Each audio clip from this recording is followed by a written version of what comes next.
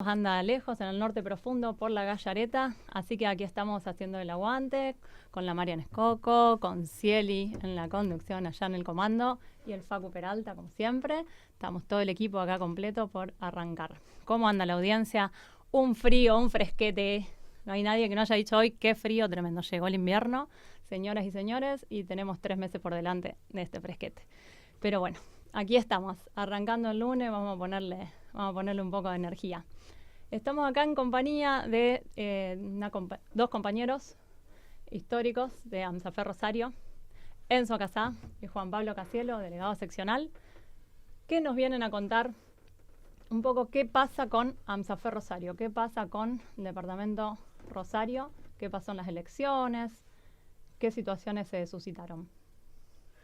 Bueno, hola, ¿Cómo buenas andas, Juan? tardes, ¿cómo les va? Gracias por el espacio, un poco las corridas, estuvimos en Santa Fe.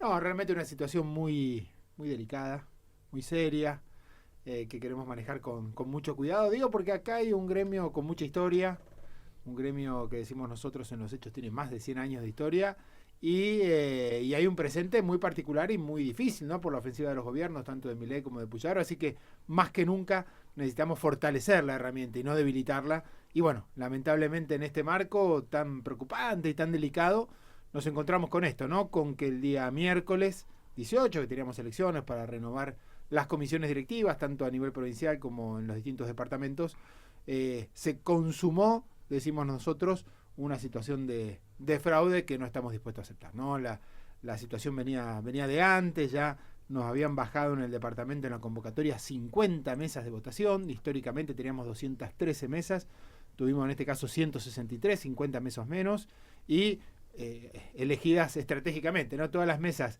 que hace 3 años habíamos ganado por amplia diferencia, bueno, resulta que dejaron de ser lugar de votación y las compañeras se tenían que trasladar 3, 4, 5, 15 cuadras para votar, lo cual claramente apuntaba a desalentar la votación de las compañeras. Y después una preocupación muy grande con el tema de los padrones, porque sí, ya lo veníamos viendo, en lugar de entregar los padrones 30 días antes, los entregaron 9 días antes, y en los padrones empezamos a ver gente que nadie conocía, ¿no? ¿Quién es este? ¿Quién es este? Este nunca trabajó en la escuela, no lo conocemos, lo buscábamos en los sistemas de las redes del ministerio, donde están cargados los docentes, y no aparecían. Y el día miércoles, ¿no? Preparando lo que era la expresión de este fraude, cuando llega a primera hora se abren los sobreurnas, el instructivo de la Junta Electoral, la que tiene que velar porque las cosas se hagan como corresponde, lo que decía es que se votaba simplemente presentando DNI, cuando el estatuto de ANSAFE en su artículo 113 es muy claro, el votante se tiene que acreditar con DNI y con recibo de sueldo donde conste el descuento. Bueno, como claramente había un montón de votantes truchos, varios cientos diría yo, de empadronados que no correspondía, para que pudieran votar, obviamente no tenían recibo y mucho menos con descuento de ANSAFE, la Junta da una indicación absolutamente ilegal por fuera del estatuto que dicen votan solamente con DNI. Bueno, en una cantidad de lugares nuestros fiscales lo frenaron, en otros lugares no, y una cantidad de votantes que no correspondían emitieron su voto. Y después denunciamos situaciones particularmente irregulares en 4 o 5 lugares, ¿no? Hay una urna, la de Coronel Bogado, que en esa urna funcionó como autoridad de mesa una docente de provincia de Buenos Aires que nada tenía que ver con ANSAFE, y como fiscal de la lista del Frente de Trabajadores una militante, evidentemente, de provincia de Buenos Aires, que no tiene nada que ver con la docencia, ni siquiera de provincia de Buenos Aires, y actúa ahí como fiscal. Bueno, lo más grave es que esa urna desapareció, ¿no? Una urna donde la lista del Frente 4 de Abril se había impuesto por 7-2, esa urna desapareció en el camino, nunca llegó a contarse. En la escuela de Uranga, cuando llega el fiscal del Frente 4 de Abril y se acerca con compañeras de la escuela, las compañeras de la escuela denuncian que había 8 personas que figuraban como votantes, que les habían falsificado la firma, que nunca habían llegado a la escuela y que la autoridad de mesa les había falsificado la firma y había puesto el voto en el interior de la urna. En otra escuela, los empadronados en lo que es la vieja técnica 3, tenían 2 compañeras que dijeron, che, yo nunca voté, y alguien también falsificó mi firma. Y en la escuela de cine nos encontramos también. Incluso ahí fuimos con escribano, abogado, para decir, che, que se cumpla el estatuto. Bueno, la gente de Frente de Trabajadores también fue con escribano y abogado para decir que se vote como a nosotros se nos da la gana, o sea, sin cumplir el estatuto. Entonces, bueno, aparte de la irregularidad general, nosotros estamos denunciando esta irregularidad de estas 4 mesas en particular, y estamos planteando que sea lo que establece el estatuto y se ha hecho en otras situaciones, que se hagan elecciones complementarias, que en 15 días la Junta Electoral llame a votación en estas mesas que expresan un universo de algo más de 300 votantes, que claramente en una votación que terminó casi empatada, la diferencia con la que se adjudican la victoria es de apenas 38 votos, hay un universo de 300 votantes que pueden cambiar obviamente ese resultado, y de lo que se trata es que se vote de nuevo en estas escuelas en elecciones complementarias. Se puede decir que casi 100 personas votaron y no estaban en condiciones para hacerlo. Sí, yo diría que 100 personas son más o menos las que tenemos detectadas. La verdad que no hemos tenido tiempo. Hay un universo de votantes de cerca de 6.000, 5.980 y pico, no me acuerdo exactamente el número, y no hemos podido chequear todo, pero sí, tenemos chequeado un número alto. Yo estoy convencido de sí, que por lo menos 150, 200 personas seguramente no eran afiliadas a ANSAFE, no tenían la cuota al día, no estaban en condiciones de votar, y lo hicieron de manera fraudulenta. Eso es lo que estamos denunciando. ¿Y cuál fue la respuesta de la Junta ante esto? No, la respuesta de la Junta fue la de siempre, de seguir adelante como si estas elecciones hubieran sido lo más normales y democráticas posiblemente. Yo quería agregar una cosa. ¿Quién sale fortalecido de todo esto? El gobierno. Puyaro. Puyaro es quien más se fortalece con todo esto. Se desgasta la gran herramienta que tenemos los trabajadores, que es el sindicato. Los de trabajadores de la educación le hacen un gran favor al gobierno. Ellos nos acusan de que nosotros somos divisionistas. En realidad, quien no apuesta a la historia de ANSAFE, que fue la historia de uno de los sindicatos más democráticos que tuvo este país, hablo en pasado porque evidentemente con todas estas cosas que cuenta Juan ya nos parecemos al conjunto de los sindicatos que desgraciadamente yo he vivido en otros lados y en otros sindicatos, y tampoco teníamos la posibilidad de votar como se vota acá. Pero bueno, desgraciadamente el que sale fortalecido es Puyaro. Ellos, desgraciadamente, con no haber reconocido, porque uno hoy ha reflexionado con los compañeros de la escuela, si uno vota, va a elecciones, son las elecciones limpias, y perdés, bueno, te la tenés que bancar, tendrás que revisar todo tu programa, tus propuestas no llegaron. Lo que te da indignación que de esta manera tan burda nos roben un resultado que era un triunfo legítimo, totalmente legítimo, y en un gremio que no tiene muchos ejemplos en su historia reciente de semejante cosa. Porque, qué sé yo, Juan tiene más antigüedad que yo en el sindicato y lo podrá decir. No hay muchos antecedentes, como para decir, hay cientos de antecedentes, no. Hay pocos antecedentes donde se haya hecho semejante cosa, traer gente de otras provincias, hacer votar a una docente que estaba en Italia. Che, eso es recontraburdo. Yo no sé si la burocracia de metalúrgico se anima a semejante cosa. Claro, situaciones muy groseras y que deberán ser revisadas. Y ahora en lo inmediato, en estos días que siguen, ¿cómo son los pasos? Mirá, nosotros hicimos hoy la presentación que elaboramos con los abogados, tratando de detallar con la mayor precisión posible todo esto que yo trataba de contar medio rápidamente. Eso es lo que lo presentamos hoy a la Junta.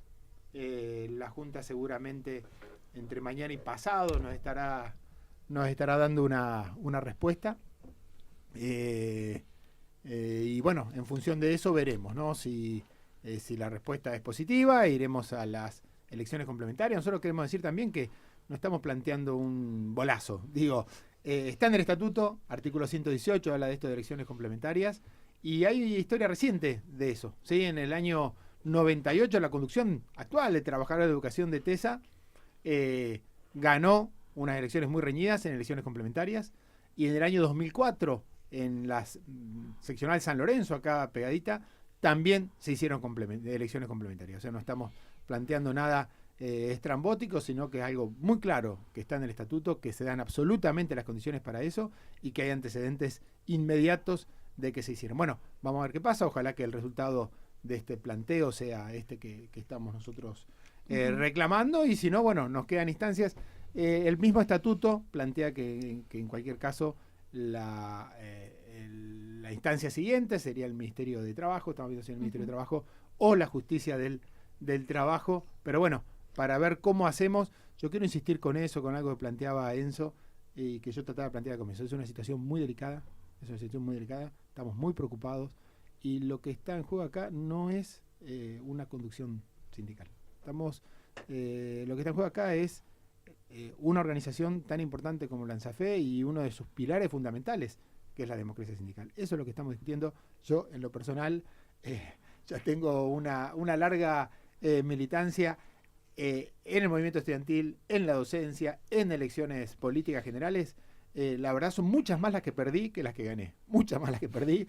No tengo ningún problema.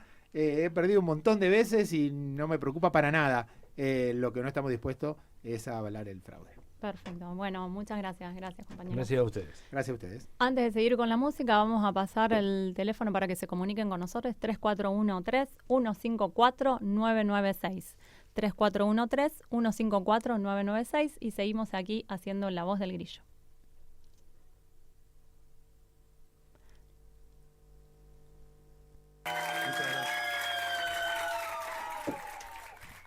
Aquí estamos, volvemos con La Voz del Grillo, el programa de Carlos del Frade, que nos manda saludos desde allá. ¿Dónde anda Carlos? Facu, contanos, que vos has ido con él. Sí, se fue a La Gallareta, al departamento Vera.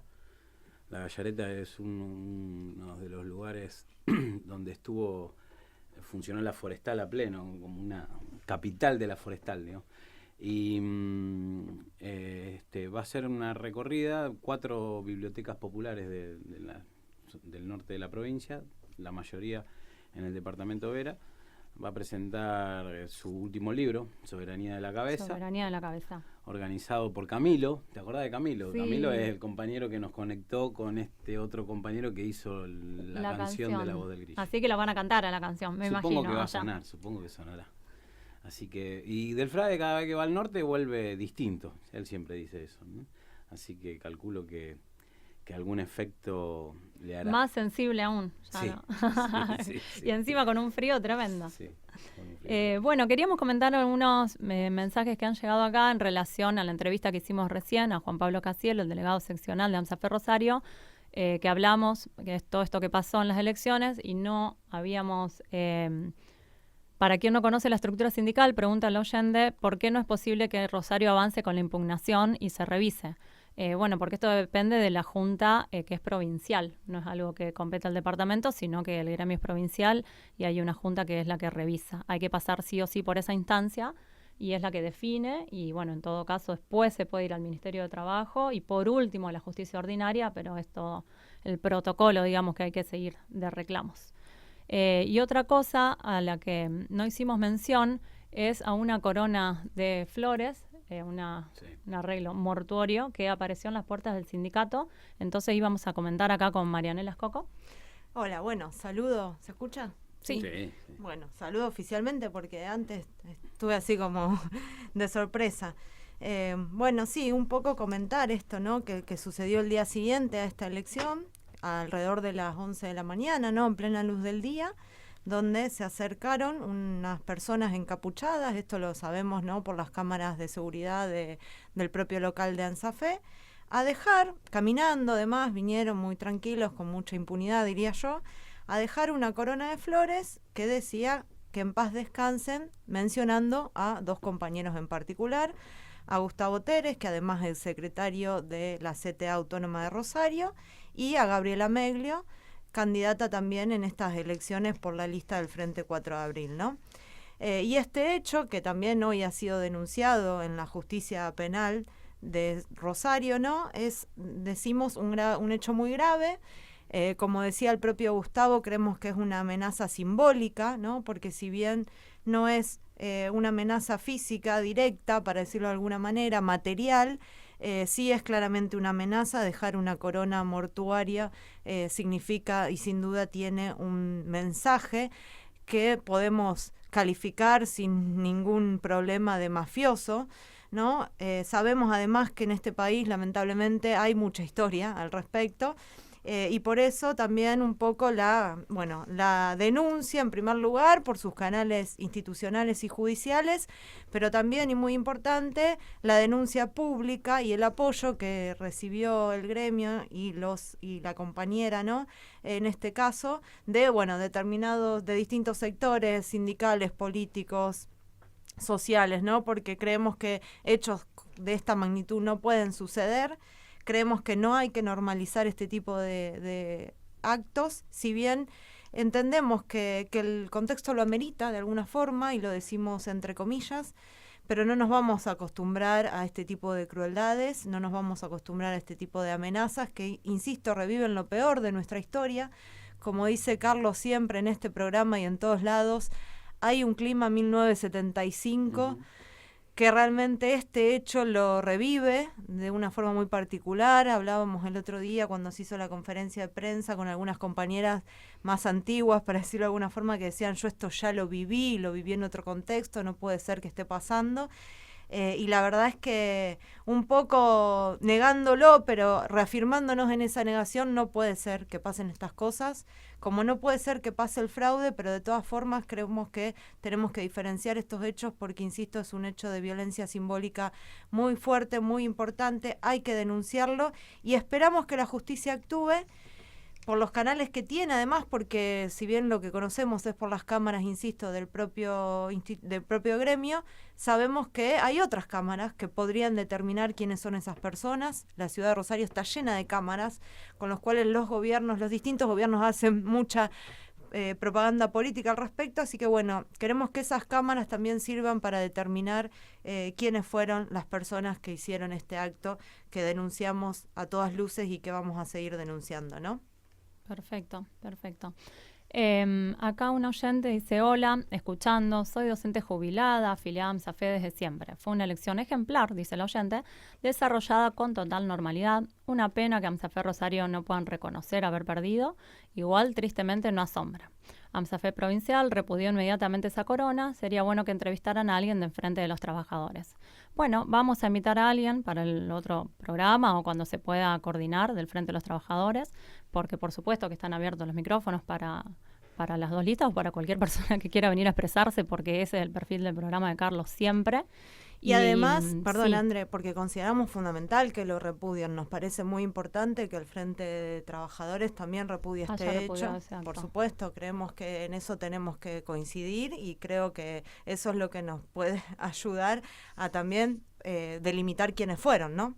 A partir del compromiso de todos y todas. Exactamente, así que está muy bien que lo hayan repudiado, y en relación a si las elecciones fueron desarrolladas con normalidad o no, me parece que ya lo explicó bastante extensamente el delegado seccional, y que son, las pruebas que se van a llevar a los ámbitos que corresponda, tanto la Junta como el Ministerio o la Justicia Ordinaria. No me corresponde a mí quedarme con la última palabra al respecto, porque es una cuestión ética, así que algo que después se puede con el correr de estos días se va a ir desvelando y se va a ir demostrando lo que sucedió fehacientemente. La música que estamos escuchando es del FA, porque con mis amigas estamos muy... ¿Ustedes lo vieron, el folclore? ¿Sí? Entonces dijimos, vamos a pasar todas las canciones porque unas hermosas interpretaciones. Bueno, ¿lo viste, María? No hice la tarea. No hizo la tarea, pero bueno, entonces para la audiencia esperemos que les guste el folclore, porque hoy va a ser un día de folclore. ¿Y qué más vamos a tener, Facu? ¿De mi parte? De tu parte, sí. Y podemos contar un poco de lo que venimos haciendo, lo que fueron las últimas presentaciones del libro del Frade. Quiero decir que el libro del Frade, Soberanía de la Cabeza, ya mandamos a imprimir una nueva edición, 350 más. ¿Vendió todo, Carlos? Nos quedan muy pocos, 70 libros en total nos quedan. Y quedan por delante más de 20 presentaciones, entonces seguramente no nos va a alcanzar, así que eso viene muy bien. La verdad que estamos muy contentos con eso, del Frade está muy contento con eso, y ya se viene el segundo del año, que es Cancha Grande, que vos sabrás mejor que yo en qué situación se encuentra ese libro, ¿no? Ahí está a punto de salir en el punto caramelo. Pero también tenemos una sorpresa, Sí. que también la vamos a decir en estos días, porque no está la fecha confirmada, pero va a salir en breve el libro de quién. De la otra estrella en nuestro programa, El Sapi. del libro del Sapi, el nuevo libro del Sapi. Así que una producción de libros tremenda. Sí, que lo va a presentar en la Popular. También lo va a presentar en la Popular en Santa Fe y Santiago. Vamos a repetir los números el número para que se comunique la audiencia, 3413-154-996. ¿Está bien? Sí, Sí. 3413-154-996. Buenas tardes, desde acá haciéndoles el aguante como siempre. Excelente que sea folclorísimo el lunes de hoy.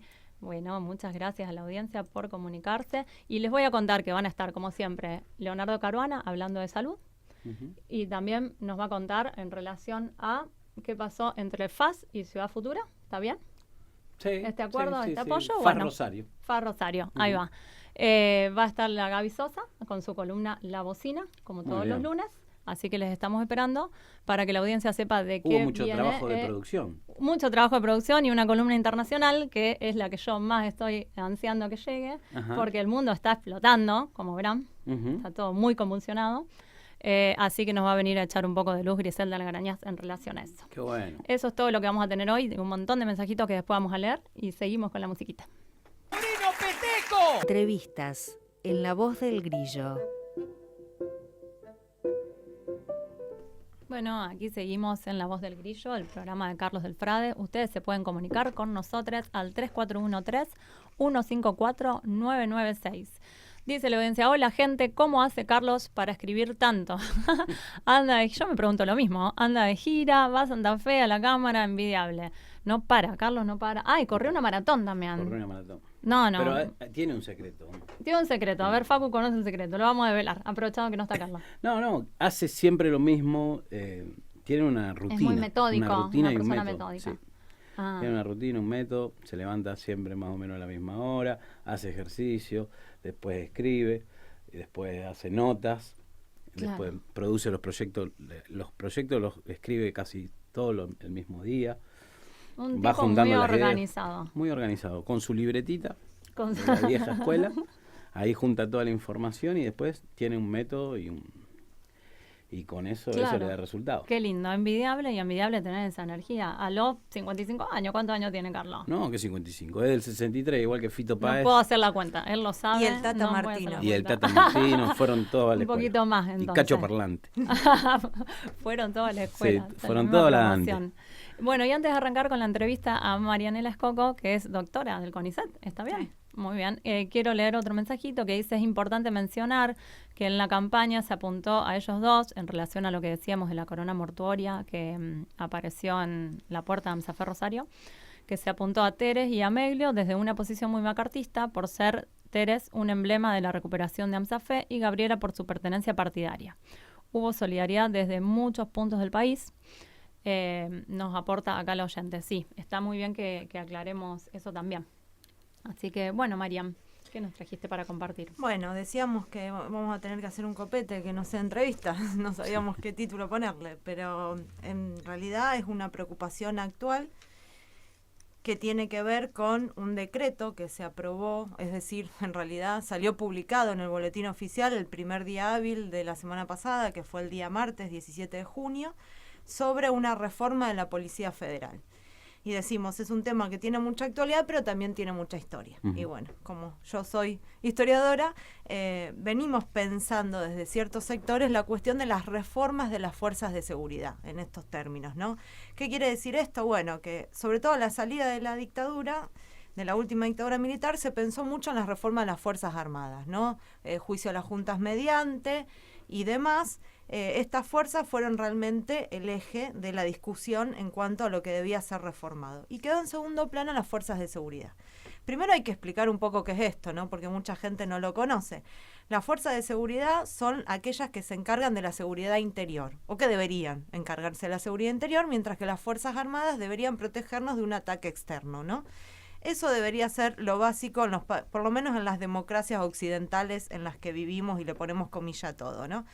Ahora bien, dentro de estas fuerzas de seguridad también hay algunas que tenían algunas acciones o funciones, mejor dicho, militares, como son Gendarmería y la policía también aeronáutica, ¿no? La prefectura. Eran fuerzas que dependían de las Fuerzas Armadas y que con la reforma de la seguridad interior se convirtieron en fuerzas de seguridad nacionales, es decir, no dependen de ninguna provincia, sino del Estado Nacional, pero ya no dependen de las Fuerzas Armadas, ¿no? Eso por un lado. Y por otro lado tenemos las policías provinciales que dependen de cada estado provincial, como fue siempre en Argentina, que es un país y un estado federal, ¿no? Ahora bien, luego tenemos la Policía Federal, que nunca se supo muy bien cuál era la función que tiene que cumplir y que ahora este decreto viene a reformar. Esta Policía Federal surge en realidad sobre las bases de lo que era la antigua policía de la ciudad de Buenos Aires en el año 1943. Esto es imposible ya decirlo porque en el decreto, que quizás alguien haya leído porque estuvo circulando, habla de la creación de la Policía Federal en 1958. Y en realidad la Policía Federal se crea antes, aunque no se regulen sus funciones en una ley orgánica. Como tienen todas las policías, también hay que decirlo, ¿no? Entonces, esta policía se crea en 1943 ya sobre la base, le decía, de la Policía de la Ciudad de Buenos Aires con capacidad para actuar en todo el territorio nacional, pero sin embargo tiene una base muy fundamental, ¿no?, en la capital federal. Y ha tenido diferentes reformas a lo largo de los años, a pesar de que ahora solo se menciona, como les decía, esta de 1958 que establece una ley orgánica de esta policía.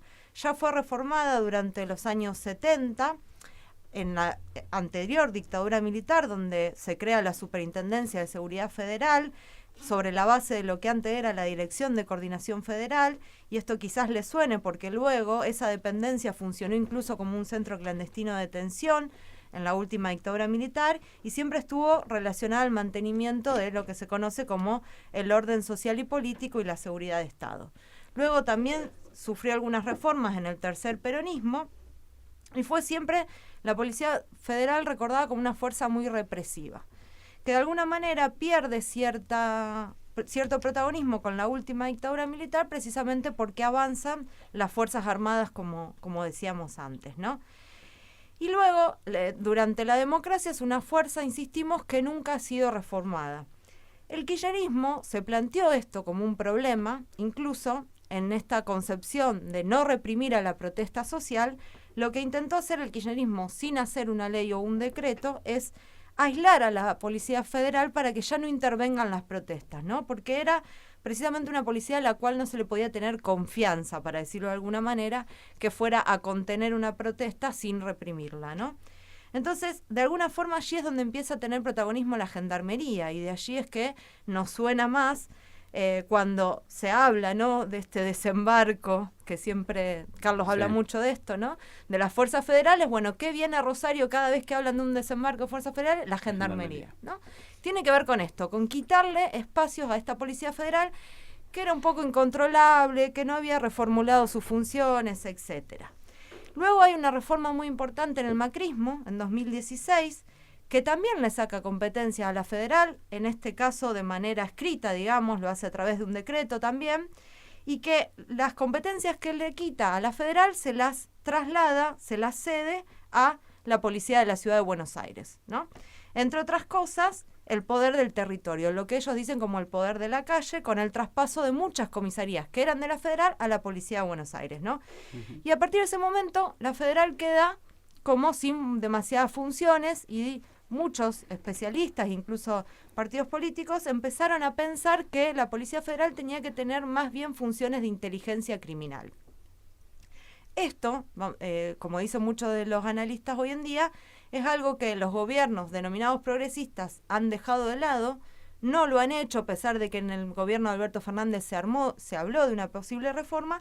Y bueno, ahora viene y lo hacen Milei y Bullrich, ¿no? A través de un decreto, como decíamos, que se publica en el Boletín Oficial el martes pasado, que lo que hace en realidad es una serie de cambios que en realidad no son tales, sino que en la práctica de alguna manera ya funcionan, en cuanto a aumentar las facultades especiales que tiene esta Policía Federal, que habilitan de alguna forma, sin control y de manera discrecional, ¿no?, a supuestas tareas de prevención del delito, ¿no? Le ponemos comillas también a eso, ¿no?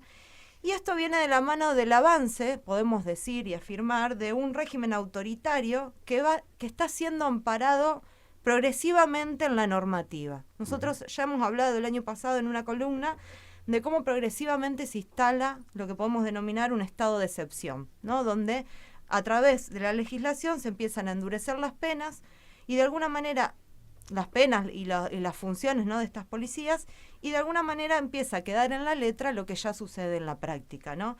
Porque no podemos negar que las policías hacen allanamientos sin orden judiciales, se llevan a detenidos y detenidas sin una orden del juez y demás, pero ahora esta reforma lo viene a poner en la letra, para decirlo de alguna manera, ¿no? Por eso, muchos especialistas han advertido sobre diferentes puntos de esta reforma. Ustedes me dicen si me estoy extendiendo mucho o si me quieren hacer alguna pregunta, ¿no? Vamos a tratar... Cuando vos decías estado de excepción, en realidad eran cosas de excepción en el sentido de que recortan derechos y garantías. Sí, exactamente, que se empieza a profundizar un estado represivo, ¿no? Que no necesariamente se hace con un golpe de Estado, con una dictadura o con un estado de sitio, que es quizás la figura que podemos pensar en democracia, que sigue estando vigente en nuestra Constitución, sino que se empiezan a aplicar este tipo de reformas que nos cambian la vida, para decirlo de alguna manera. ¿Y qué cosas en concreto para el ciudadano común? Exactamente, bueno, a eso vamos a ir un poco lo que tiene que ver con esta reforma en particular.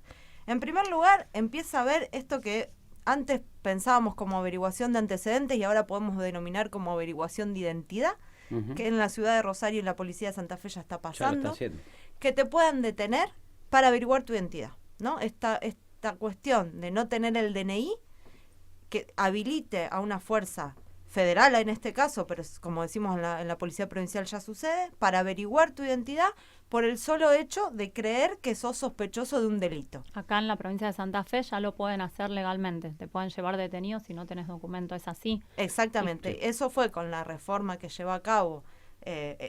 Esto también hay que decirlo, ¿no? Puyaro manda un paquete de leyes de reforma de seguridad a la legislatura y la legislatura las aprueba. A diferencia de este decreto que no pasa por la legislatura, modifica un estatuto de la Policía Federal. Es así, en realidad es una ley orgánica que se modifica a través de un decreto y que en realidad lo que crea no es una nueva ley, porque es solo un decreto, pero sí crea un nuevo estatuto, exactamente.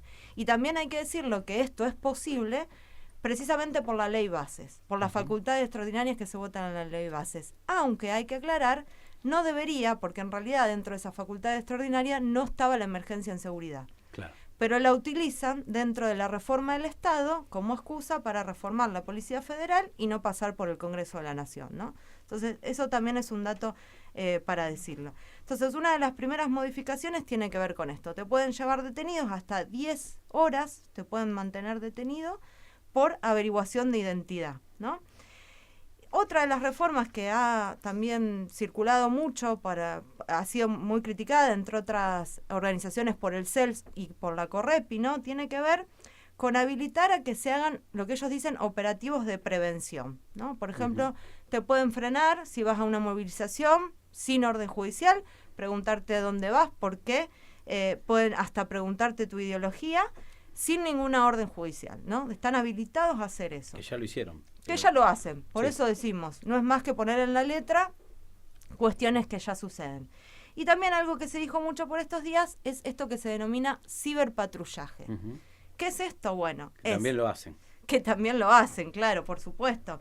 Es una forma de vigilancia masiva, ¿no?, que avanza contra las vías, ¿no?, de presunción de inocencia, del debido proceso y también del derecho a la privacidad en línea, ¿no? Es poder espiarte en tus redes sociales, en las páginas de internet, en lo que comentes, incluso en las búsquedas que realices, cuando decimos siempre esto de los algoritmos, ¿no?, sin orden judicial. Pero además de eso, y quizás lo más grave y lo que es más difícil de incorporar o lo que sería más difícil de implementar sin este decreto, es que todo esto ahora se puede usar como prueba en un proceso judicial. Terrible, terrible. Exactamente. Es el perfilamiento, la legalización de esa de perfilar a la gente y después usarlo como prueba. Es como juntar información para después incriminarte, digamos, ¿no? Al revés de todo, como tendría que ser un Estado de Derecho, es al revés de todo. Exacto. Quienes miramos series policiales, yo hago mucho eso, vieron que siempre dicen, bueno, no, esto no lo podemos presentar porque no lo obtuvimos de manera correcta. Bueno, ahora van a poder presentar cualquier cosa como prueba sin explicar de dónde obtuvieron esa prueba. Lo que hace que también puedan fabricar pruebas, ¿no? Sí. Claro, ¿Qué? ¿Funciona con los cambios que hubo con la CIDE también? No necesariamente, de hecho, bueno, esa también es otra discusión de cuándo va a ser, si es que va a ser reformulada la Ley de Inteligencia Nacional, que en realidad es del año 2001, pero va en sintonía a, bueno, poder implementar un plan de inteligencia nacional. Y esto es algo que también tenía agendado para decir, ¿no? Porque incluso desde el año pasado se viene hablando de este nuevo plan de inteligencia nacional. Y que hay que decir, esto es muy grave en un momento en que el gobierno tiene un alineamiento total y estratégico con potencias que hoy en día están en guerra, ¿no? Como son Israel y Estados Unidos. ¿Por qué decimos esto? Porque dentro de ese plan de inteligencia nacional se incluía incluso la posibilidad de espiar a quienes obstaculizarían, es decir, traerían obstáculos a dicho alineamiento con Israel y Estados Unidos, ¿no? Entonces, si bien esta idea de la inteligencia nacional se la piensa precisamente para un ataque externo, es lo que podría traducirse en la ley, o lo que podría habilitar esta ley decreto, para decirlo de alguna manera, ¿no? Entonces, en lugar de investigar posibles, no sé, para decirlo de alguna manera, atentados, como fue el atentado a la AMIA, ¿no? En 1994, bueno, esta inteligencia se dedicaría a ver aquellas personas que obstaculizamos, ¿no? Ese alineamiento con Estados Unidos e Israel. Por ejemplo, todos aquellos y aquellas que nos oponemos fervientemente al genocidio en Palestina y que lo hemos manifestado, sin duda estamos siendo perseguidos o espiados por estas redes de inteligencia, ¿no? Y esta policía o esta reforma de la Policía Federal viene a habilitar de alguna manera también eso. Por eso tiene una relación muy directa entre la seguridad interna y la defensa del territorio nacional. Y allí es donde está el otro grave problema. Se vuelven a mezclar, y decimos se vuelve porque desde la salida de la dictadura hemos intentado, y de hecho se han reformulado las leyes de seguridad interior y la de defensa nacional para que estas dos cuestiones estén separadas. Como decía al principio, para que las Fuerzas Armadas estén dedicadas a la defensa de la seguridad de ataques externos y las fuerzas de seguridad a la a evitar, a prevenir el delito de la seguridad interior. Bueno, aquí se vuelven a mezclar, vuelve a aparecer la figura del enemigo interno, como la conocimos en los peores momentos de nuestra historia, y esto habilita a que esta serie de reformas incrementen, ¿no? la posibilidad de que seamos espiados, perseguidos, pero también, por supuesto, encarcelados y condenados por este tipo de delitos que podemos denominar como políticos, ¿no? Claro, tremendo el retroceso, ¿no? Exactamente. Y por último, lo último que tenía anotadito, Sí. si hay tiempo, Sí, Mariam. que también esta policía, de alguna forma, crea lo que se denomina el Departamento Federal de Investigaciones, DFI, ¿no? Que algunos dicen muy similar al FBI de Estados Unidos, pero sin embargo tenemos que decir que en esto también tenemos tradición, que no es solamente una cuestión extranjera, sino que por el contrario la Policía Federal tiene un departamento secreto que se conocía como Cuerpo de Investigaciones, y decimos que es secreto porque en realidad es creado por un decreto secreto del año 1950, lo cual también contradice lo que dice la propia reforma que habla de la Ley Orgánica del 58, y en realidad este decreto es creado anteriormente, en el 50, que lo que hace es precisamente investigar, espiar a personas por su condición política, gremial o social, ¿no? Y en ese sentido es que estos hombres, que además nunca, la mayoría eran varones, pero también había mujeres, nunca blanquearon su pertenencia a este cuerpo de investigaciones, bueno, tampoco tenían, digamos, esa función blanqueada, para decirlo de alguna manera, y se los conocía como halcones. Era una denominación muy conocida por su ferocidad, ¿no? Porque salían a cazar, dicen algunos, entre comillas. Y precisamente este departamento que crea la federal, no sé si lo podemos poner ahí, Tiene un halcón. si se ve, tiene en su escudo un halcón. Es de serie del FMI, de serie yankee, Sí. tremendo. de la Policía Federal, Departamento de Investigaciones de la Policía Federal. Así que bueno, más que preocupante, sin embargo, decimos, no para quitarle importancia. Que lo pongas en la cámara de otra manera porque no se veía. Bien. Me pide la operadora. Atenta, Vamos. siempre atenta. A ver ahí. ¿Ahí se ve mejor? Ahí se ve mejor. Bien, Divino. igual lo pueden googlear, que ponen Departamento de Información de la Policía Federal, logo, y va a salir Los halcones. los halcones. Así que bueno, Clarísimo, Mariam. decimos, no para quitarle importancia, pero no es nada nuevo. Esto ya viene ocurriendo, hay que denunciarlo. Es sin duda un agravamiento en la letra, decimos, de la represión, de las posibilidades de la represión, pero es algo que las policías y la Policía Federal lamentablemente ya hacen. Clarísimo. Bueno, Mariam, muchas gracias y seguimos aquí. Ustedes se pueden comunicar al 3413-154-996 y seguimos con esta música. Cápsula espacial Planeta Tierra, internacionales, en la voz del grillo. Aquí seguimos en La Voz del Grillo, Cápsula Espacial Planeta Tierra. Venimos de una hit ahí con 2 minutos, 8, y cambiamos ahí radicalmente la energía. ¿Quién no hizo poco con esta canción? Todos desde acá hicieron, ¿no? Se La ríen verdad ahí que sí. afuera, se ríe la Gaby, que ya está esperando. Un temazo. Corté con tanto amor del folk y todo el folclore y la zambita y dije, vamos a poner esto. También quería contar que fui a ver la obra Pibes Bien, que le hemos Yo dado también. mucha manija por acá. Hermosa, ¿te gustó? Sí, muy buena, muy buena. Así que, bueno, creo que ya quedó la última. La Sí, última. la última. Y nosotros tuvimos la posibilidad la semana pasada de llevar a 20 jóvenes Ajá. de ahí del barrio de Villa Banana Sí, a verla ahí en la Vigil, porque la en hicieron, la Vigil. la hicieron en la estuvo. Vigil. Bueno, un obrón tremendo. Sí, Y la tenía verdad. relación con esto de la policía también, así que venía todo por ahí. Bueno, leo un par de mensajitos. Yo como delegada pedí exclusiones de gente que figuraba en el padrón por estar fallecida, por no haber trabajado más en docencia o por directamente no haber sido docente. Todo con datos del SAR y la Junta Electoral no realizó ningún cambio. Fue un plan claramente pergeñado para el fraude, dice la oyente del 840. Aclarando esto que preguntaban si había sido, o afirmaba otra persona, que habían sido limpias las elecciones. Le escribe una docente que además de trabajar todos los días en el aula también milita porque cree profundamente en la defensa de la escuela pública, en la importancia de un sindicato democrático y transparente. Quiero expresar mi profunda indignación frente a lo que está ocurriendo con el proceso electoral en AMSAFE.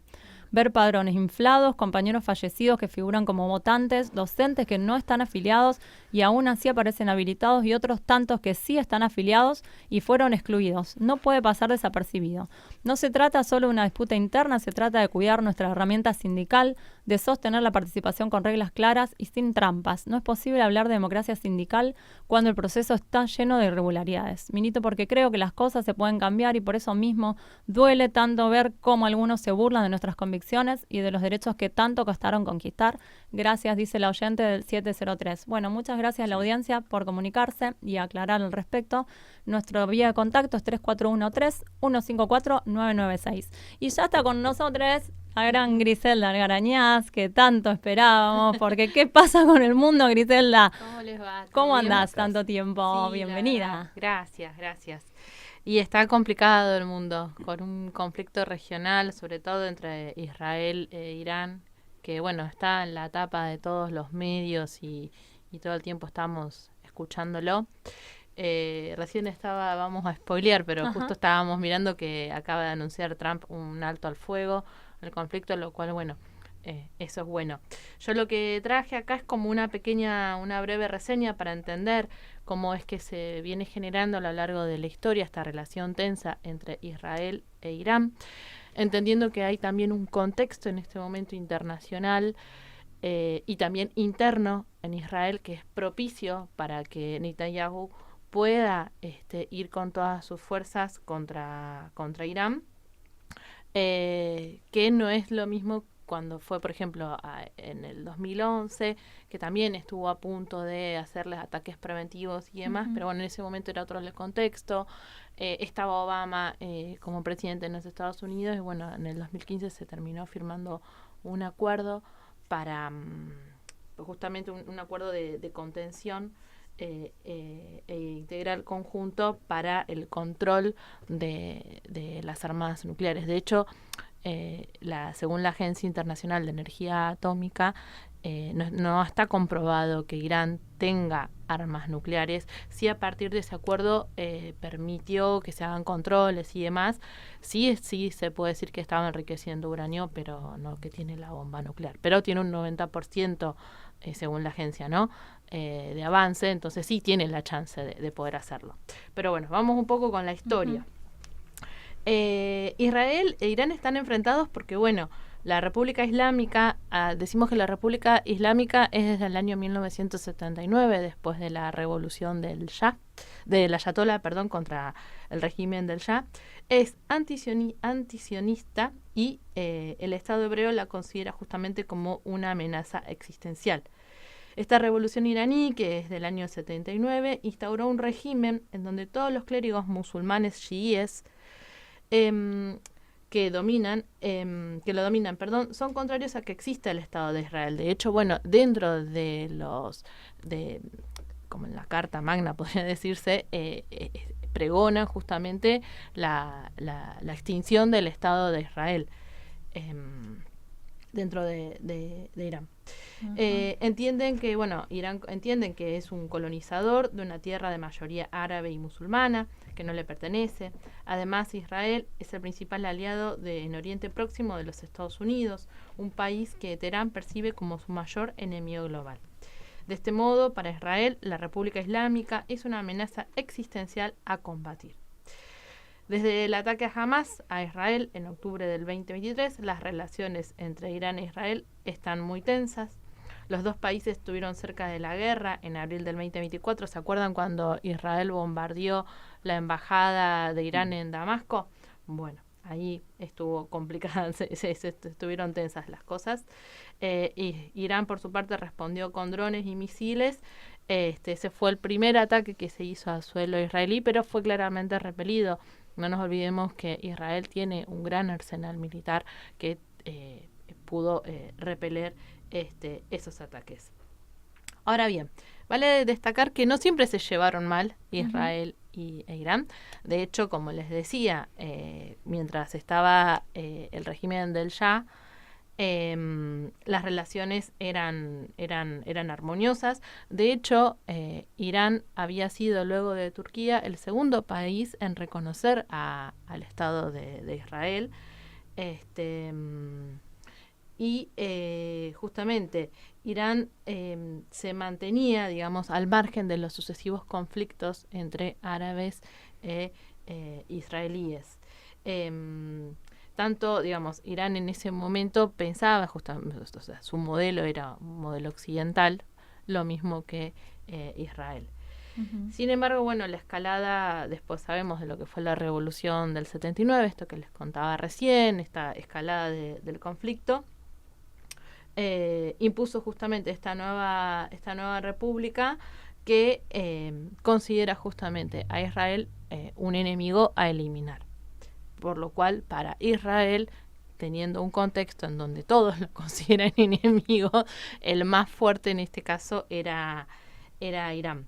Esta mala relación se fue consolidando a lo largo de los años, pero entre los 80 y los 2000 fue creciendo al punto tal que Teherán, por ejemplo, financió la creación de Hezbollah, que fue una milicia chiita que combatía la ocupación de Israel en el Líbano. Después, tiene larga red de militancias afines, como, Hezbollah, que lo teníamos en Hamas, Hezbollah con los hutíes en Yemen y Hamas en Franja de Gaza. También otro foco de tensión para Israel fue justamente todo este programa de enriquecimiento de uranio y el programa nuclear iraní, que realmente sí lo considera una amenaza para Tel Aviv. De hecho, cuando se firma este acuerdo nuclear, Israel fue un gran crítico de la firma de ese acuerdo. A tal punto fue la presión que se hizo que en 2018, cuando estaba Trump como presidente de los Estados Unidos, unilateralmente Estados Unidos, que también era garante de ese acuerdo, se sale.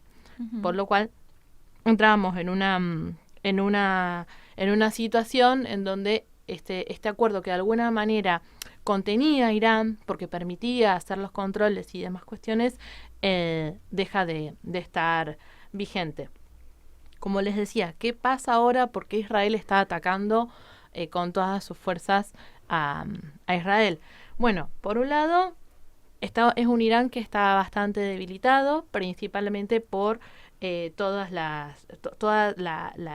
eje de resistencia iraní, podríamos decir, estaba en ruinas. Jamás quedó totalmente destrozado después de los ataques en Gaza y la destrucción de Gaza.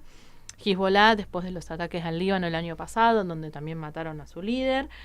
Siria, que siempre era un aliado de Irán, después de lo que fue la caída del régimen al-Assad, tiene su propio conflicto, ha tenido su propia guerra. Siria decidió mantenerse al margen. Y tiene un gobierno, en este caso Estados Unidos, que si bien trató de ponerle cierto freno, Trump no fue contundente en ese sentido. De hecho, el sábado vimos que se inmiscuyó en la guerra. Uh-huh. Yo les decía, por otro lado, que hay cuestiones externas, por esta que les estoy diciendo, pero también internamente el régimen de Netanyahu viene fuertemente cuestionado. De hecho, hay un artículo que recomiendo que escribió Natalia Pettinari en Rosario 3, uh-huh. Que habla justamente cómo se constituye, digamos, a partir del conflicto. Incluso también otros analistas internacionales dicen, o sea, el conflicto es lo que alimenta la figura de Netanyahu y lo que le permite también mantenerse en el poder. Uh-huh. Entonces, a partir de la existencia de este enemigo, en este caso un Irán, que está bastante debilitado porque sufrió varios golpes y ya ha quedado demostrado que tampoco tiene esa posibilidad de acceder a Israel como se podría llegar a pensar, ¿no? Porque los ataques iraníes han sido repelidos por parte de Israel. Claro. Entonces, es un Irán bastante debilitado. Pero bueno, un Netanyahu con una fuerte crisis de legitimidad interna y también internacional, porque por todo lo que está sucediendo en Gaza, que no está pasando desapercibido, y si bien la comunidad internacional se mira poco para otro lado, empieza ya también a haber algunas voces en contra de lo que está sucediendo. Imposible de ocultar ya esas voces, digamos. Tal cual. Rita Segato, no sé si... Rita Segato escuché, es impecable lo que decía. De ser parte de la especie. Deja de ser parte de la especie. Y es el último clavo que se pone a esto, ¿no? Al ataúd de la humanidad, y con eso ese holocausto que empezó, uh-huh. que tuvimos en la Segunda Guerra, bueno, ahora se continúa, digamos, de otra manera. Uh-huh. Y lo peor, porque cuando fue el holocausto y cuando entran las tropas aliadas a los campos de concentración, que no podían creer lo que estaban viendo, uh-huh. Ahora con las redes y demás cuestiones tenemos acceso a esa información y se puede ver. Y lo que más llama poderosamente la atención es que todavía nadie está haciendo nada para parar eso. ¿Qué se podría hacer para parar eso? Porque sí hay una opinión pública, o sea, muy en contra de eso, muy cuestionando estos delitos de lesa humanidad, ¿no? Y sí. Pero ¿al alcance de quién está frenar eso? Y en realidad son los principales líderes mundiales, o sea, vuelvo a decir, Estados Unidos, Israel es pivot de Estados Unidos en Oriente Próximo. Uh-huh. Entonces, el que mayor presión puede llegar a hacer ahí uh-huh. es Estados Unidos. Para que por lo menos la ayuda humanitaria la deja pasar y demás cosas. Y lo mismo también Europa. Uh-huh. Pero bueno, hasta ahora, digamos, las voces han sido muy tibias. Claro. De hecho, bueno, en la región, por ejemplo, Arabia Saudita, tanto Arabia Saudita como Turquía son los que están más ahí expectantes. Y de hecho, Arabia Saudita condenó el ataque de Israel. No ven con buenos ojos la impunidad que está teniendo el Estado hebreo. Jordania, a nivel diplomático y mediático, si bien lo critican a Israel, pero están apoyando militarmente. Siria, como les decía, dio un paso al costado por todo el conflicto interno que tienen. Y Turquía anunció que va a desarrollar más sus capacidades de disuasión, porque los ataques de Israel a Irán pusieron a Ankara en alerta y no quieren estar desprovistos en un contexto regional tan convulso, digamos, ¿no? Ahora, pregunto, ¿no? Escuchaba a Galeano ayer, creo, una nota que le hacen en la que dice que las guerras siempre mienten, que esconden sus verdaderos motivos. Que es ¿no? robar. Sí, siempre tienen motivos que no son los que verdaderamente, los que están expuestos en realidad. Tal cual. ¿Y cuáles serían los motivos por los cuales Israel, el Estado de Israel, avanza sobre Irán o bombardea Y Irán? en este caso es que se quiere establecer como hegemónico indiscutible en la región de Oriente Próximo, es decir, el policía de Oriente Próximo que decide. Entonces, bueno, tiene todas las capacidades militares para poder hacerlo. Entonces, eso es fundamentalmente la razón de ser. De hecho, el Estado de Israel, desde que existe, siempre estuvo en guerra. Prácticamente es un Estado que está en estado de guerra. ¿Y se puede visualizar un contexto de esto, de una idea de una tercera guerra mundial inminente o un tablero que se inclina?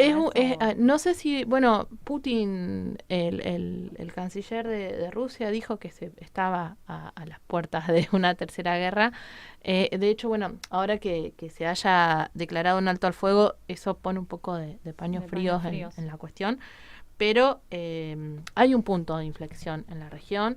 También tenemos una cuestión vinculada, o sea, esto indefectiblemente trae consecuencias en todo lo que tiene que ver con el abastecimiento de combustible o el campo energético, porque el estrecho de Hormuz, que es por donde pasa el 30% del petróleo de toda esa zona, del cual consume el resto del mundo, lo manejan los iraníes. Entonces, al cerrarlo, ahí, bueno, ahí puede llegar a haber una crisis pero también al propio Irán eso, a lo mejor lo que decían algunos analistas, le podría llegar a jugar en contra, porque bueno, eso sería una intervención internacional de decir, bueno, mantengamos el estrecho de Hormuz abierto. Y por último, diría yo, ¿qué pasa con nuestro país y qué posición tuvo Milei ante esto? ¿Cómo quedamos expuestos?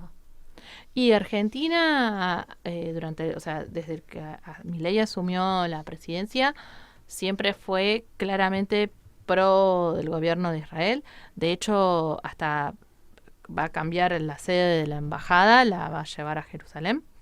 Entonces son mensajes claros de un alineamiento irrestricto tanto a los Estados Unidos como así también a Israel, que bueno, vos recién contabas, ya en los 90 tuvimos algo, salvando muchas distancias, ¿no? Pero esto le costó caro a la Argentina, no nos olvidemos lo que fueron los atentados a la AMIA y a la embajada. Un posicionamiento muy peligroso, sí. Una opinión nada más. Sí. Creo que también pensar en las cuestiones económicas y de los mal llamados recursos naturales, a los cuales le decimos bienes naturales comunes, ¿no?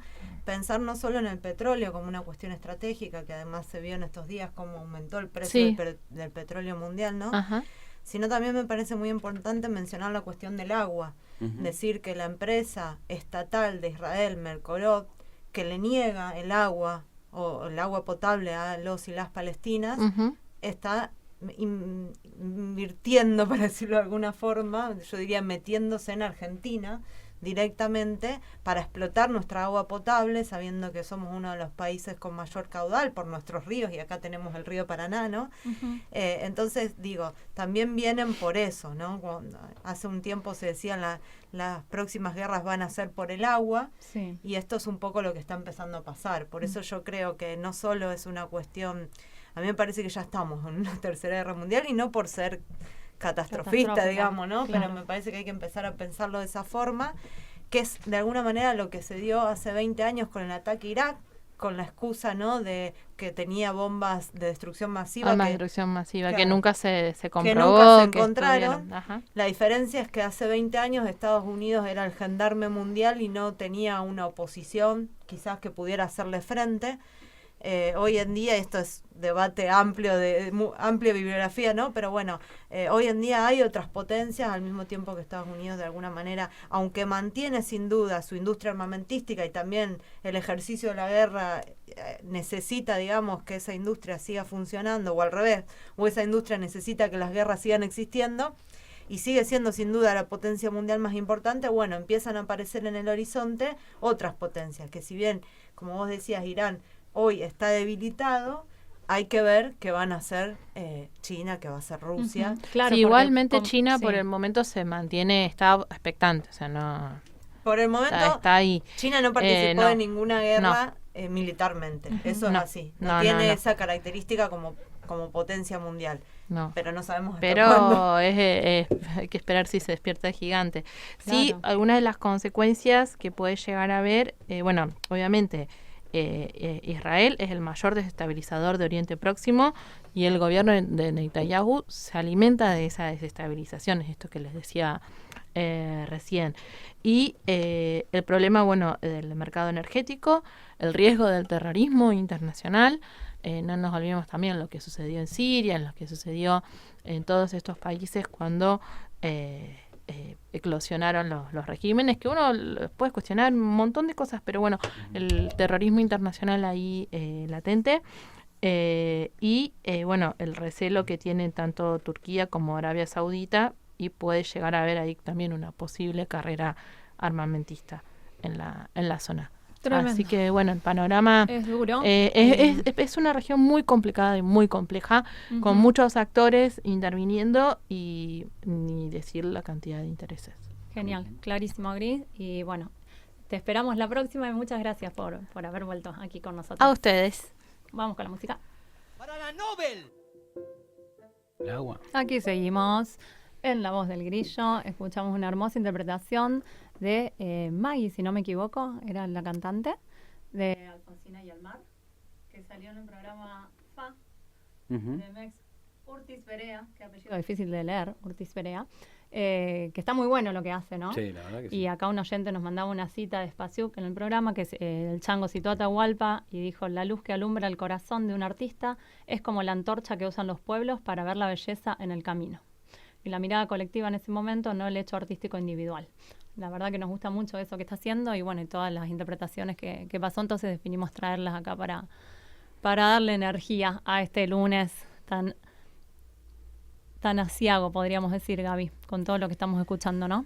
Así es. Acá con nosotros. Meto un paréntesis de ese programa, que una de las cosas más lindas, aparte de tremendos artistas que estuvieron, es que fue motivado por Milo J, Sí. que tiene 18 años, que viene el trap, que es un pibe de Morón.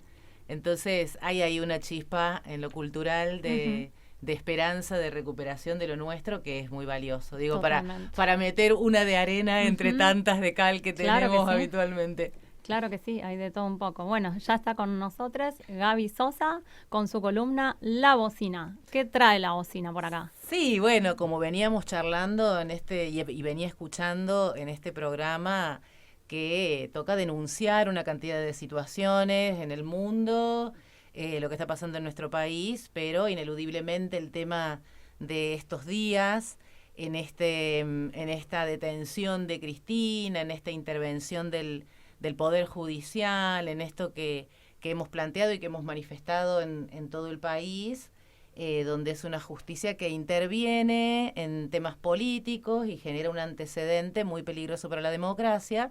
Bueno, a partir de esto, y como La Bocina se trata de también poder observar estos fenómenos desde una perspectiva de género y de diversidad, pensaba y recuperaba algunos conceptos y algunos ejemplos de la violencia política, cuando las mujeres nos rompemos este estereotipo que está diseñado para que no participemos en lo público, particularmente en la participación política.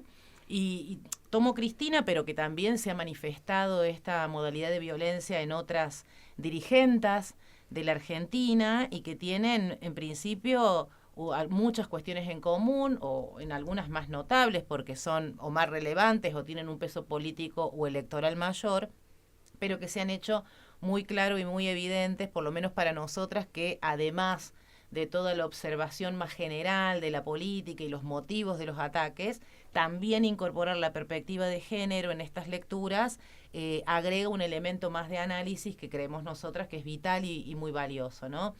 En primer lugar, También para siempre recordarlo, nosotras conquistamos una ley allá por el 2010, que es la Ley de Protección Integral. Es largo el nombre, pero viene a cuento por lo que significó esa ley para prevenir, sancionar y erradicar la violencia contra las mujeres en cualquier espacio donde nosotras desarrollemos nuestras relaciones interpersonales, ¿no? ¿Por qué la ley marca esto? Porque la legislación previa tenía que ver con la protección adentro de las relaciones familiares, las viejas leyes de violencia familiar, y esto le da un escenario que puede ser el espacio público, puede ser el espacio de lo simbólico, puede ser el espacio laboral, y por lo tanto en esta ley ya hacía mención una de las modalidades de violencia como violencia institucional, ¿no? Que en esto podríamos empezar a enmarcar estos ataques a la figura de Cristina por la causa judicial y por el tratamiento que tiene el Poder Judicial sobre ella en estos últimos días, pero luego ampliamos hacia una consideración más, valga la redundancia, más amplia, que es específicamente la violencia política. Es decir, la violencia política se incorpora a través de una ley que enriquece esta que les acabo de mencionar y que explicita modalidades de violencia que tienen que ver con estas mujeres que transitan o partidos políticos o espacios de decisión, o que pretenden ocupar espacios de decisión o ocupar listas o lugares relevantes en las articulaciones de los espacios políticos partidarios, ¿no? ¿Y qué dice esta ley? Que la violencia política contra todas las mujeres son acciones, conductas u omisiones realizadas de forma directa o indirecta a través de terceros, basados en el género, y que buscan justamente acallar sus voces, limitar la participación, generar trapisondas y trampas para que no se lleguen a ocupar determinados lugares.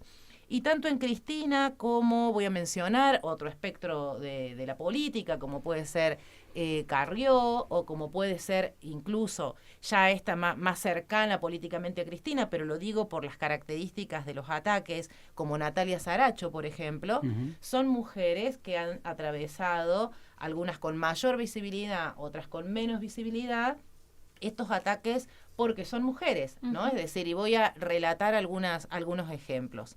En el caso de Cristina, quizás los más notables, particularmente desde este lugar, seguramente recuerdan las tapas de la revista Noticias, ¿no? Eran tapas que las mostraban desde crucificada hasta en un dibujo, en general eran dibujos, ¿no? Donde ella estaba gozando, teniendo un orgasmo según la descripción que se podía hacer el dibujo, y luego cuestiones más comunes a ambas o a las tres, de cuál era la vestimenta que tenían, de cuál era la ropa que usaban, en qué gastaban o no gastaban.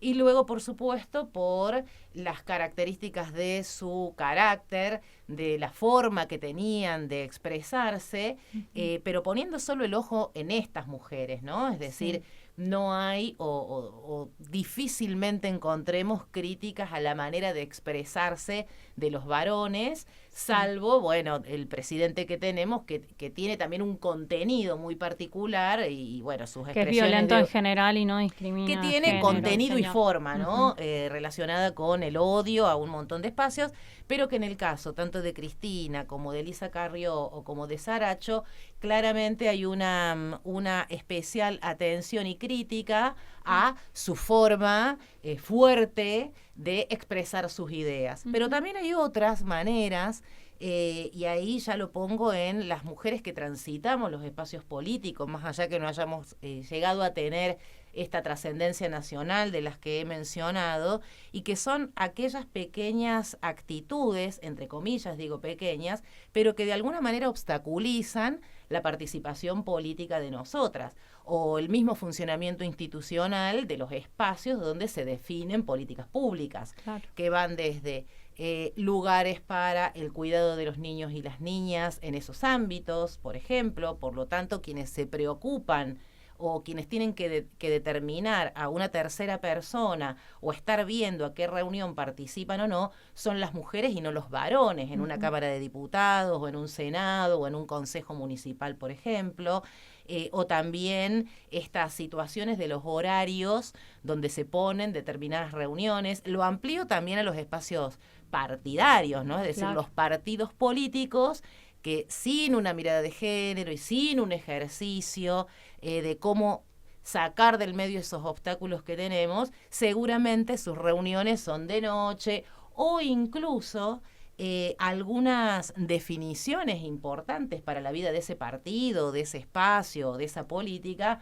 Bueno, charlamos con los muchachos después de jugar al fútbol porque, bueno, ya habíamos hecho la reunión de la que una mujer era parte, pero bueno, después de jugar el fulbito de los jueves, decidimos y resolvimos y avanzamos con las discusiones, ¿no? Hay algunas prácticas que tienen que ver con estos micromachismos que se desenvuelven en todo espacio social y de lo que los partidos políticos no están exentos, y también, por ejemplo, estas situaciones donde no se favorece que la compañera pueda probar su expertise, porque está absolutamente probado. Había un estudio muy interesante, ya está un poco viejo, pero habría que renovarlo, que por ejemplo en el 2018 hacía un análisis sobre las características que tenían las mujeres legisladoras nacionales y había una cantidad mayor que varones divorciados y separadas, ¿no? Es decir, Claro. ¿por qué había más mujeres separadas que varones separados?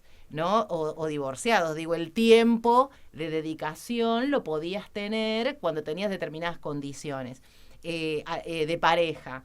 O, por ejemplo, que las mujeres en ese relevamiento tenían más credenciales académicas que los varones, es decir, estaban más preparadas, pero muchas de ellas habían ingresado por primera vez a partir de la ley de paridad, por ejemplo. Y luego, concretamente, hasta en la mismísima ley de paridad, las trampas que se buscan, caso Senado santafesino, de dónde se ubica a las mujeres en una lista que tiene 2 personas, en unas candidaturas que tiene titular y suplente, en el caso del Senado de Santa Fe, ¿no? Bueno, traí estos ejemplos con la idea de, bueno, hacer visible, por supuesto, un derecho. Estamos en momentos donde las instituciones están siendo atacadas, un poder se involucra haciendo este ataque a la democracia en la figura de Cristina, pero que por detrás de eso también hay una cantidad de situaciones que tienen que ver con la violencia que nos suceden a nosotras y que siempre es bueno visibilizar y recordar con el derecho en la mano, ¿no? Con la ley en la mano, que le da mucho más fortaleza quizás que a las políticas públicas que tiene un gobierno y que viene otro y se las lleva o las elimina, ¿no? Siempre la letra de la ley es como un reaseguro que tiene que seguir siendo el faro de no perder o de volver a conquistar. Traía esa columnita para hoy. Buenísimo, Gaby, mucha claridad. Muchísimas gracias por estar y nos encontramos el próximo lunes o cuando puedas. Bueno, muchas gracias a ustedes. En acordeón al man. Seguimos aquí en La Voz del Grillo. Ustedes se pueden comunicar con nosotros al 3413-154-996. Acá manda el oyente del 502, Marcelo, las elecciones en AMSAFE fueron fraudulentas. En mi escuela votó alguien que no está ejerciendo la docencia. El 962, Tino, las elecciones en AMSAFE fueron muy truchas. Una escuela de Alvear lo mandaron a votar a Piñero, 22 kilómetros de distancia. En la elección pasada votaban a 500 metros de su escuela. Coincido, dice el 427, coincido con la compañera jubilada, debían haber convocado a la otra parte para hacer éticas, nos dice Rubén. Sí, esto lo tomamos, Rubén, y por supuesto que con Carlos aquí seguramente, o cuando pueda la otra parte acercarse, me parece muy bien que pueda expresar su posición, más con tantas denuncias de irregularidades en curso. Fuerza, compañeros de AMSAFE Rosario, las escuelas están con ustedes, dice el 259. Siempre están cuando necesitamos.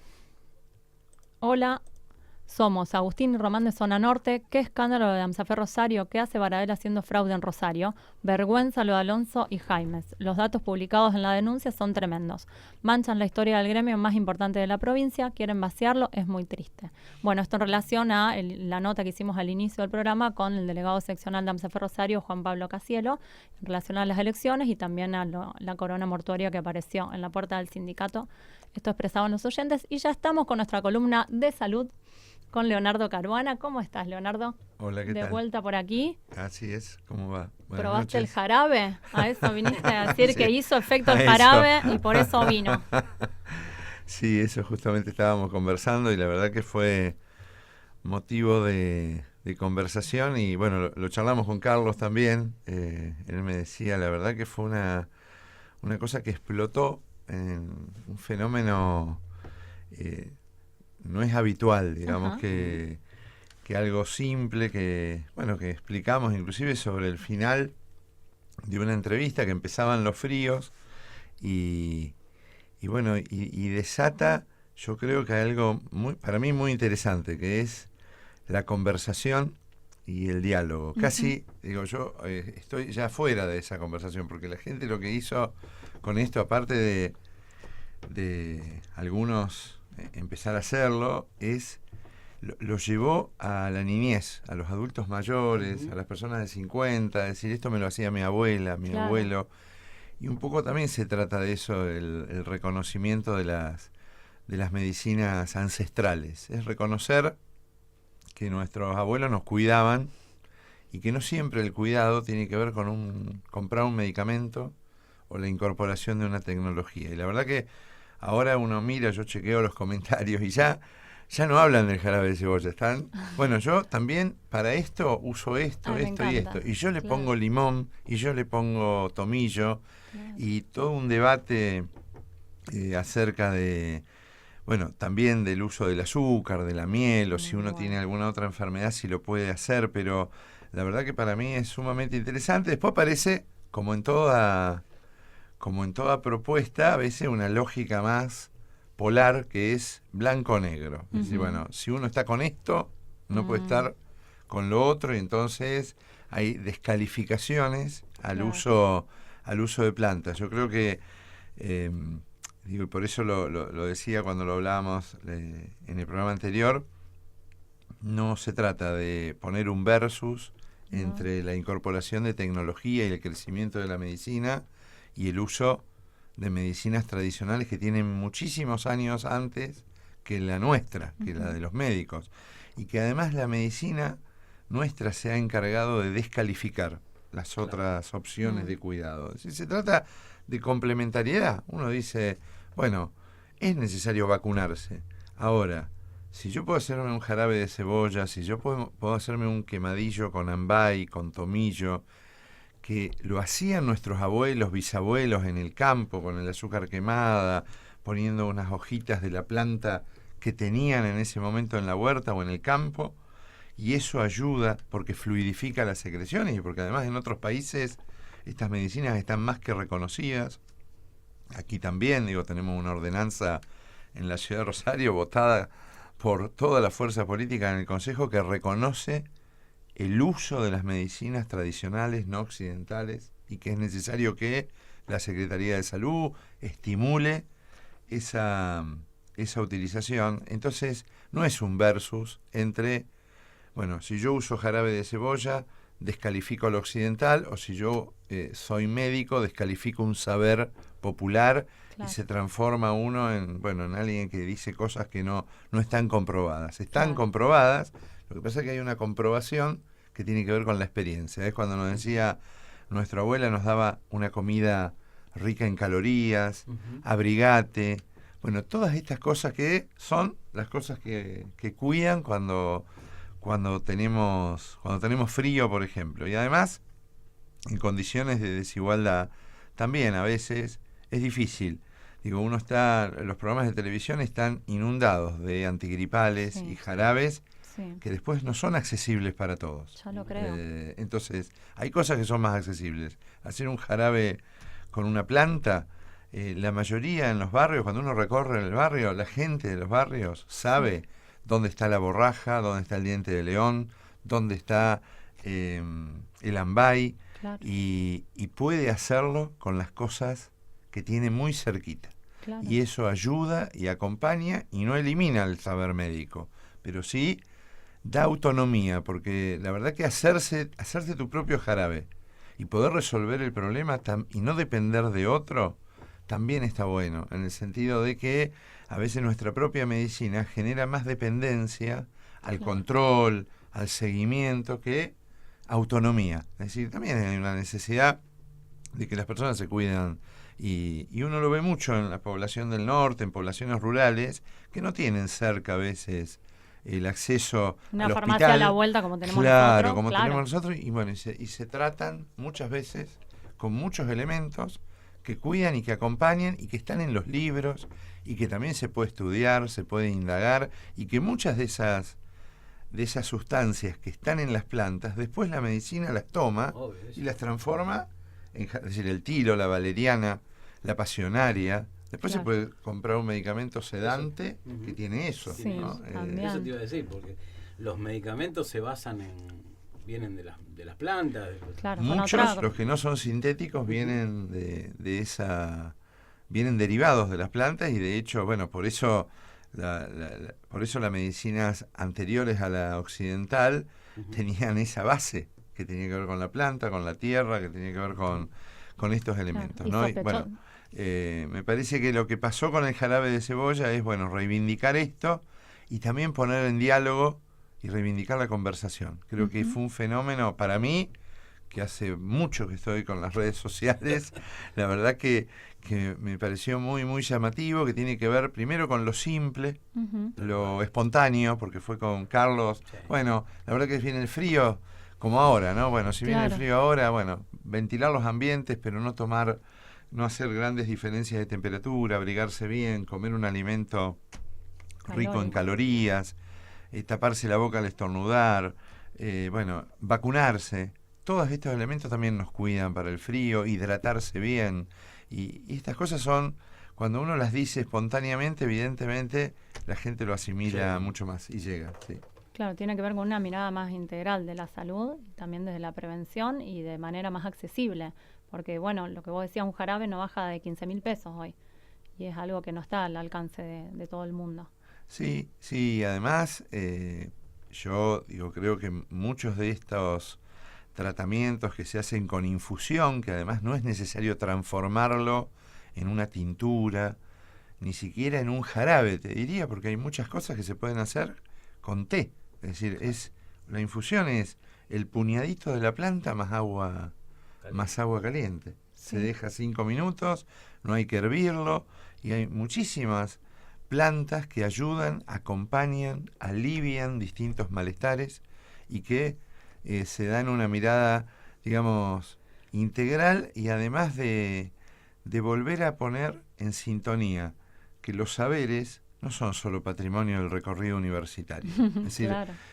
cuando yo lo digo siempre esto, ¿no? Los saberes de la vida y los saberes de la ciencia. Pero ¿dónde se concretan? En estas cosas. Cuando una mujer dice, mi abuela me lo daba cuando era chiquita y lo tomaba siempre, me hizo recordar la infancia. Bueno, eso no era un invento, era un fenómeno, era nuestras abuelas cuidándonos Seguro. con algo natural que tenían que tenían en la huerta. Leo, Y además ante la- encontrarse con la tierra.